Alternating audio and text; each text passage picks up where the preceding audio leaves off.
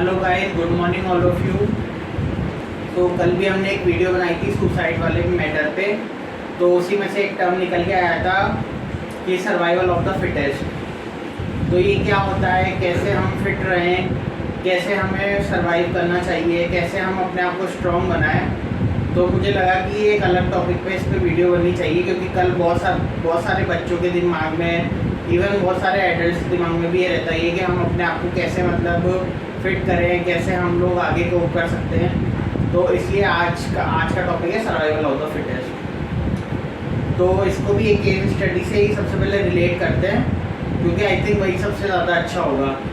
तो जैसे आप में से द कपिल शर्मा शो हर कोई देखता होगा, तो उसमें यही बात आती है कि कपिल शर्मा ने कब अपना स्ट्रगल चालू किया था। 2009-10 के आसपास कॉमेडी में सबसे पहले ग्रेट इंडियन लाफ्टर शो करा, फिर कॉमेडी सर्कस करा, फिर 1 करा, 2 करा, 3 करा, 4 करा, सारे सीज़न जीते।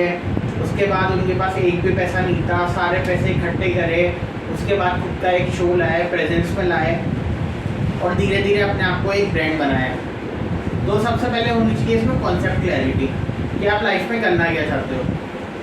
आज करोड़ों कमाने वाले भी रोते रहते हैं और हज़ारों कमाने वाले भी खुश रहते हैं, क्योंकि जब आदमी अपने काम में जॉय ढूंढ लेता है, हैप्पीनेस ढूंढ लेता है, तो आई थिंक इससे ज़्यादा बड़ी बात कुछ भी नहीं होती कि हमें जो करना है अगर हम वो कर रहे हैं तो इससे ज़्यादा अच्छा कुछ भी नहीं है। क्योंकि फिर हमको टाइम बर्डन नहीं लगता, वर्किंग आवर्स ऐसे नहीं लगते कि हाँ भाई मेरे को काम करना ही है, 7 बजे तक तो बैठना ही है। उसमें काम अपने आप एक फ्लो में होता जाता है। जैसे आज बच्चा 10th के बाद कोई सब्जेक्ट लेता है, अब अगर माँ बाप फोर्सफुली प्रेशर में दिलवाते हैं तो रिज़ल्ट यही होता है कि भाई 2-2, 3-3 लाख रुपए की कोचिंग हो जाती है, साल भर का जाना, 2 साल वेस्ट, और फिर पता पड़ता है कि एंड रिजल्ट ये होता है कि बच्चा सब्जेक्ट चेंज करता है और दोबारा नए सब्जेक्ट में आता है, क्योंकि उससे वो चीज़ हो ही नहीं पाई। जैसे मैं बात करूँ हमारे टाइम की, तो हमारे टाइम पे इंजीनियरिंग का बहुत क्रेज़ था, तो जो भी देखो इंजीनियरिंग ही करता था। तो उस टाइम पे तो AIR, नेट ऐसे बहुत सारे पेपर होते थे, रैंक होती थी। तो बच्चा बस ये देखता था, जैसे NIT हुआ तो इवन ये ड्रीम भी देखता था कि चलो अगर JEE नहीं हो पाया तो NIT कर लेंगे या फिर कुछ और कर लेंगे।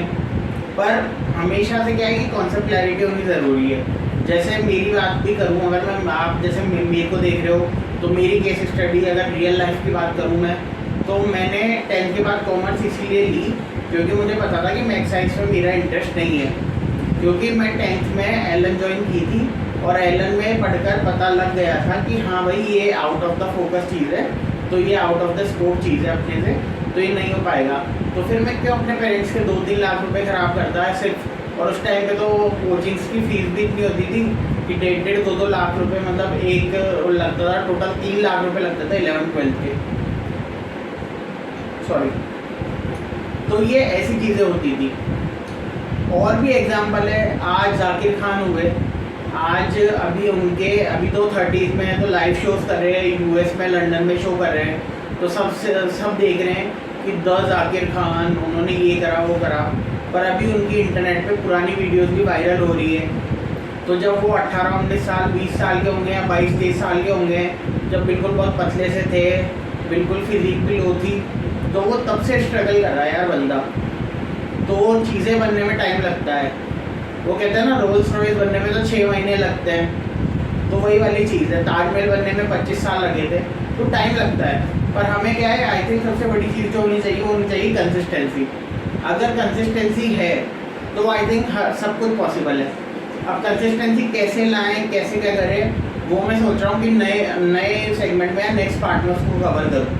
पर सबसे बड़ी चीज़ है कि हम ये नहीं सोचें कि हमें एक दिन में 100 कदम लेने हैं। हमें सिर्फ ये सोचना चाहिए कि हम एक दिन में अगर 1 कदम भी लें तो रोज़ लें, क्योंकि ऐसा टाइम आएगा कि 100वें दिन 100 कदम हो जाएंगे और हमें पता भी नहीं पड़ेगा। इंस्टेड ऑफ दिस थिंग्स कि हम एक दिन में तो 100 दिन का काम कर रहे हैं और दूसरे दिन पता पड़ा कुछ भी नहीं कर रहे हैं। जैसे आजकल जिम में होता है, लोग जोश जोश में जाते तो हैं 1-2 दिन और फिर पूरे महीने के पैसे जमा करा के छोड़ देते हैं। तो उससे फिर क्या है, बात रहती नहीं है ना। अब फिट रहना है, सर्वाइवल करना है, तो सबसे पहली चीज़ है कंसिस्टेंसी। कैसे क्या होगा वो डिस्कस करेंगे, बट अभी के लिए बात यही है कि आप जो भी कर रहे हो अपने माइंड से करना, अपने दिमाग से करना, अच्छे से करना, और सबसे बड़ी बात आपका उसमें इंटरेस्ट होना चाहिए। कैसे क्या है वो बहुत लंबा टॉपिक जाएगा, वीडियो क्या है शॉर्ट रखनी पड़ती है, अदरवाइज़ कोई इतना मतलब बेनिफिशियल होता नहीं है। तो इसलिए मैं इस टॉपिक को यहीं ख़त्म कर रहा हूँ। कल देखते हैं, हो पाए तो मैं कंसिस्टेंसी पे भी लाऊंगा एक वीडियो, और देखते हैं फिर आगे कैसा जाता है। अब जैसे मैं हूँ, अब इसमें भी वही बात है, मेरी वाली बात है, जैसे कंटेंट क्रिएशन है। कंटेंट क्रिएशन में आपके पास डेली डेटा चाहिए। मैं हमेशा इस फेवर में, इसीलिए मैं बहुत टाइम से डल था कि मेरे पास 100 दिन का कंटेंट नहीं है। और कंटेंट क्रिएशन में यही है कि आपके पास 100 दिन का कंटेंट होना ही चाहिए। आपको रोज़ कुछ नया देना पड़ेगा अपने व्यूअर्स को, अपने सब्सक्राइबर्स को। तो अब बात वही है ना कि ट्राई कंसिस्टेंसी, वही तो ला रहा हूँ ना मैं धीरे धीरे, कि अभी मैंने एक दिन एक वीडियो बनाई, एक दिन दूसरी वीडियो बनाई, आज थर्ड डे, कल भी कुछ ना कुछ सोच रहा हूँ। अब यही चीज़ अगर मैं 100 दिन तक कर लूँगा तो 100 वीडियो बन जाएगी। एक नहीं चलेगी, दो नहीं चलेगी, तीन नहीं चलेगी, क्या पता 100 भी नहीं चले। पर कंसिस्टेंसी यही है ना कि 100 भी नहीं चलेगी तो 101 बनाएंगे, 101 नहीं चलेगी तो 2 बनाएंगे। तो वही चीज़ अपन को करनी है। पर बात ये है कि मेरा इसमें मन है, इसलिए मैं इतनी चीज़ें कर पा रहा हूँ, इतना हो रहा है। आज मेरे पास माइक भी है खुद का, आज मेरे पास स्टैंड भी है, मोबाइल भी है। मोबाइल तो खैर सबके पास है, पर एक स्टैंड और माइक होना भी मैं तो बहुत अच्छी बेनिफिशियल चीज़ मानता हूँ कि अभी तक मेरे पास ये चीज़ें तो हैं। पर ये चीज़ें मैं अभी से थोड़ी कर रहा हूँ, ये चीज़ें ये है कि थोड़ी थोड़े टाइम पे थोड़े थोड़े पार्ट में चल रही थी। जैसे मैंने कभी ना कभी वीडियो बनाना चालू करा था, तो जो भी मेरे व्यूअर्स थे, जो अच्छे व्यूअर्स थे, वो मेरे को फीडबैक देते थे। किसी ने कहा आवाज़ का प्रॉब्लम आ रहा है तो मैंने माइक मंगा लिया, किसी ने कहा एंगल का प्रॉब्लम आ रहा है तो मैंने फिर स्टैंड मंगा लिया। अब आगे भी करेंगे, पर वही है कि अब आपको कंसिस्टेंट रहोगे जब भी रिजल्ट्स मिलते हैं। हम लोग क्या पहले ही होप खो देते हैं। मैं जानता हूँ कहना आसान है, पर बात वही है कि अगर हमें फोकस होना है, सक्सेस होना है, तो वही करना पड़ेगा।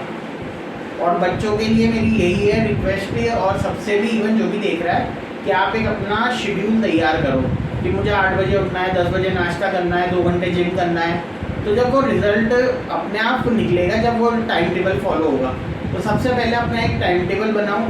जो भी कर रहे हो, जॉब कर रहे हो, हसल कर रहे हो, स्टार्टअप कर रहे हो, बिजनेस कर रहे हो, अपने लिए भी टाइम निकालो, फैमिली के साथ भी टाइम दो, तो धीरे धीरे सारी चीज़ें ऑन ट्रैक आई जाएगी। बाकी फिर नेक्स्ट वीडियो में देखते हैं, तब तक के लिए थैंक यू।